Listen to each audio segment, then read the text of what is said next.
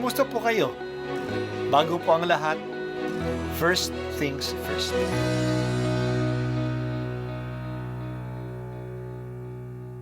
Good morning po. Sinisimulan po natin ngayon ang first things first. At dito po, tinatalakay natin sa unang bahagi ng umaga natin ay ang first readings na binabasa po sa banal na misa. Ito pong tinatalakay natin kasi madalas po kasi marami na tayong alam tungkol sa gospel readings. Pero konti po ang nagsasalita sa first readings. Pero ang first readings, bahagi din po yan ng Biblia, ng banal na kasulatan. Kaya susubaybayan po natin ang mga first readings.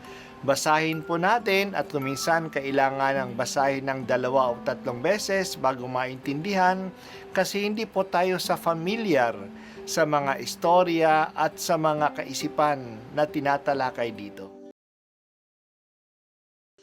Ang pagbasa mula sa aklat ni Propeta Jeremias. Ang sabi ng mga tao, iligpit na natin si Jeremias. May mga saserdote namang magtuturo sa atin, mga pantas na magpapayo at mga propetang magpapahayag ng salita ng Diyos. Isakdal natin siya at huwag na nating pakinggan ang mga sinasabi niya. Kaya't nanalangin si Jeremias, Panginoon, pakinggan mo ang aking dalangin. Batid mo ang binabalak ng mga kaaway ko.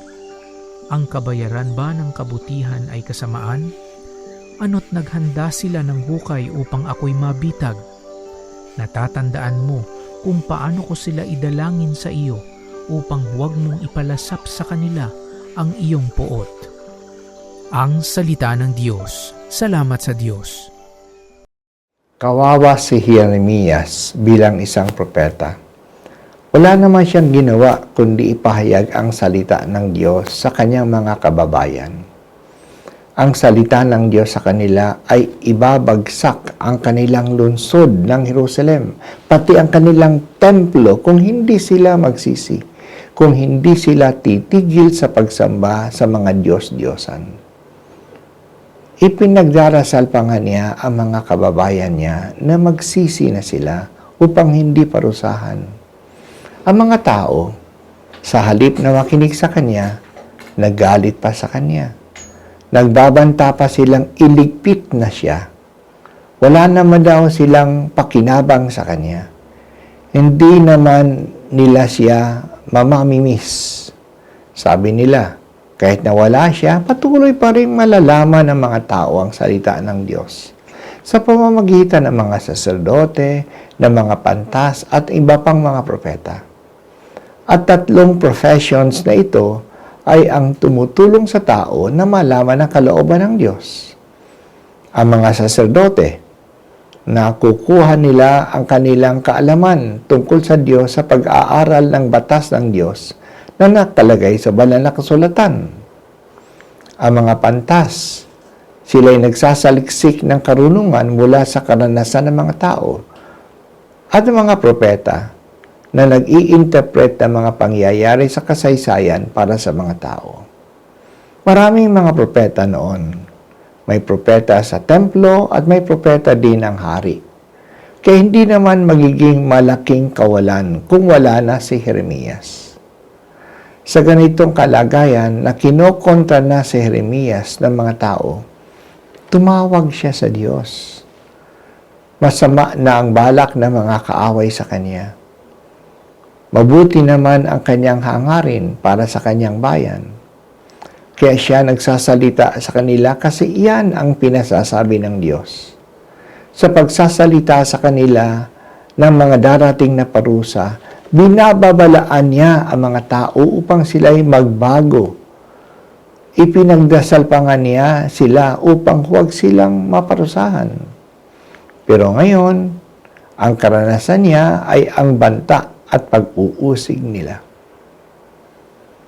Ang karanasan ni Propeta Jeremias ay ang karanasan ng marami mga taong nagsasalita ng katotohanan. Hindi sila pinaniniwalaan at pinaghihinangalaan pa nga ng mga kumokontra sa kanila ng mga tao.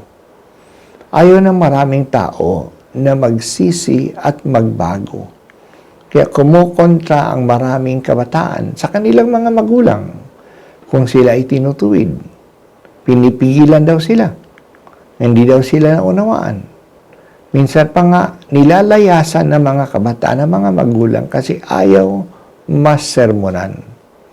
Pero marami naman sa mga magulang, ang gusto nila ay ang kabutihan lang ng mga anak nila. Nangyayari din ito sa gobyerno. Ang mga pumupuna sa pang-aapi ng mga politiko, ng mga mining companies, ng mga military, ay nini-red tag. Komunista daw sila. Nanggugulo raw. Kaya sila'y ginagawa ng kaso at ang iba'y dinudukot pa nga. Kaya mayroon tayong mga disappearances, mga desaparecidos. Hindi talaga madali ang gawain ng propeta. Ang gawain na magpuna sa kamalian at pagsabi ng totoo. Sana maging matatag at tapat ang mga propeta natin. Yung nagpapahayag ng katotohanan at gumagabay sa mga tao sa pagsabi ng totoo. Yan ay ang mga katekista, mga pare, mga obispo, mga journalist, mga magulang, pati na ang Santo Papa. Huwag sana silang tumigil na magpahayag ng kabutihan at magbigay ng warnings sa mga nagkakamali. Diyos amang mapagmahal, hindi ka nagsasawa na magpadala ng mga taong gumagabay sa amin. Huwag din sana kaming tumigil na makinig sa kanila upang hindi kami mapahamak. At ako po ay si Bishop Broderick Pabilio dito sa First Things First.